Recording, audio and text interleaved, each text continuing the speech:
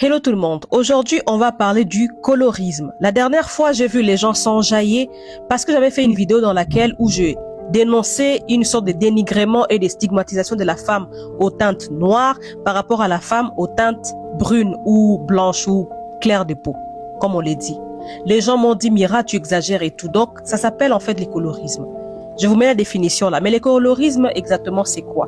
C'est une forme de racisme entre les gens de la même race. On retrouve ça aussi en Inde, où vous allez voir plus, ce sont les femmes très claires de peau qui sont mises en avant, ou les gens très clairs de peau qui sont mis en avant par rapport aux gens qui sont au teint foncé. On retrouve ça aussi en Afrique. Vous allez voir beaucoup de publicités et tout ça.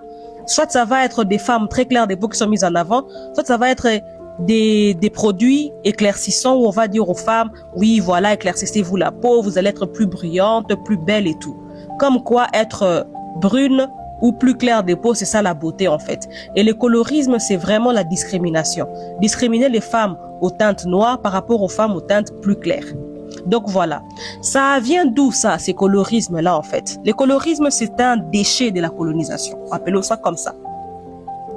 Lors de la colonisation, il y a eu le mélange entre le noir et le blanc. Bien sûr, la plupart du temps des viols. Les colons blancs qui ont violé des femmes noires. Et ils ont mis au monde des enfants métissés. Les enfants qu'on appelait bâtards, qui n'étaient pas reconnus dans la société et qu'on devrait des fois même cacher. Puis avec le temps, ces enfants-là métissés ont mis au monde aussi avec des personnes noires. Et bon, il y a eu des gens qui ont un peu ma couleur de peau et bien plus. Le côté un peu plus brun et plus clair.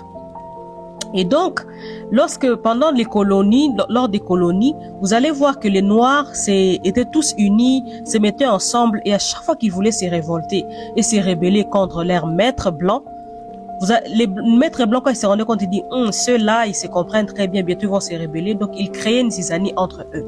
Il va les séparer. Parmi les méthodes, il y avait aussi cette histoire de colorisme. Il les classait selon les couleurs de peau. Les personnes qui avaient la couleur plus claire de peau, c'était des personnes qui avaient des privilèges. Par exemple, travailler dans la maison du maître, être domestique. Alors que les personnes foncées des teints travaillaient dans le champ. Vous voyez un peu déjà les différences comme ça. Et donc, ça a créé la zizanie et de la jalousie. Parce qu'on commence à se dire, attends, ça veut dire quoi? Parce que nous, on est foncés, qu'on ne mérite pas d'être dans la maison, que ceux qui sont clairs méritent d'être dans la maison. Mais après, on va dire que c'est un avantage, mais il y avait aussi des désavantages pour eux. Parce que les hommes qui étaient clairs de peau et les femmes qui étaient claires de peau, qui travaillaient dans la maison de maître, pour les hommes, le maître avait très peur qu'ils ne sortent avec leurs femmes ou qu'ils ne reproduisent ou qu'ils n'aient des enfants avec eux, donc on les casserait. Pour les femmes, on les violait, c'est clair, mais aussi on enlevait le trompe. Donc, on les violait constamment, on leur avait interdit d'être même des parents, ce qui les a pas permis vraiment de se reproduire et avoir de la descendance. Ça, c'était vraiment un problème. Après, avec le temps, quand on a donné la liberté aux Noirs, les personnes claires de peau ont été encore plus favorisées. Ce sont eux qui avaient plus accès au travail, ce sont eux qui avaient plus accès à d'autres opportunités. Le Noir galérait. C'est là même que les histoires des produits éclaircissants sont nées. On a commencé à mettre en avant les produits éclaircissants, que ce soit même les défrisants. Plus tu avais des cheveux lisses, mieux tu étais valu dans la société, tu avais du travail et tout ça. Donc on a montré en fait, même dans les pubs, quand les Noirs ont commencé les cinémas, il y avait des Noirs, on prenait souvent les Noirs qui étaient clairs des peaux. C'était vraiment eux qui étaient mis en avant. Donc ça dans la tête des gens, psychologiquement, on s'est dit, donc plus tu es foncé, moins tu es intéressant, mais plus tu es clair de peau, brun et tout, donc mieux c'est. Donc il faut être clair des peaux. Et donc là, les dépigmentations ont commencé, les chocs en fait, comme on appelle ça. Et en Afrique, quand on vient, beaucoup de grands panneaux publicitaires, ce sont les femmes claires de peau qui sont mises en avant. Donc dans la tête des hommes, plus tu es clair de peau, plus tu es belle. Ce qui est une grosse erreur. Après, cette vidéo n'est pas dans les buts de discriminer les femmes claires de peau. J'en fais partie d'ailleurs. Je suis pas là pour ça, mais je suis là pour dire que, avant de dire que c'est une préférence, posez-vous la question. Est-ce que c'est une préférence ou bien une aliénation coloniale? Est-ce que c'est pas une sorte de complexe? Parce que beaucoup d'hommes aujourd'hui vont te dire, moi, c'est à Pembe, à côté de Sakangungité.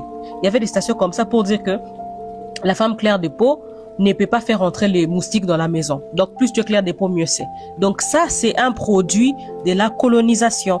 Et ça a poussé beaucoup de femmes noires à ne pas être fières de qui elles sont. Beaucoup de petites filles. D'ailleurs, il y a Lupita Nyong'o qui avait sorti un livre qui s'appelle Souloué, parce qu'elle, elle est dans une famille où elle était la seule à être vraiment très, très foncée d'état. Et dans ces livres-là, elle enseigne aux enfants comment avoir l'amour propre pour leur couleur de peau. Donc, prochainement, avant de venir crier ah oui, c'est mon choix, c'est ce que j'aime. Ton choix, tu en as le droit. Mais que tes goûts ne soient pas l'objet de discrimination des autres. Une fois de plus, je reviens. Dans la vidéo de Floka, si il avait juste pris la femme brune de peau, claire de peau, et sans pour autant commencer à dire à la femme là, oh, toi tu es noire, oh, toi tu n'as même pas mis tu ne t'es pas dépigmenté la peau, pourquoi? Sans tout ça, donc on peut choisir un noir, un blanc, un chinois et tout ce qu'on veut, sans pour autant se moquer des autres couleurs de peau. J'espère que cette vidéo va beaucoup vous aider dans ce sens-là. J'ai voulu faire une vidéo beaucoup plus simple plutôt que d'aller dans des termes beaucoup trop techniques et beaucoup de recherches. Donc voilà, en fait, c'est ça l'écolorisme. Et j'espère que vous allez apprendre à vos enfants à s'aimer et à être fiers de qui ils sont. Toutes les couleurs de peau sont belles. Personne n'est mieux que l'autre. OK? Bye.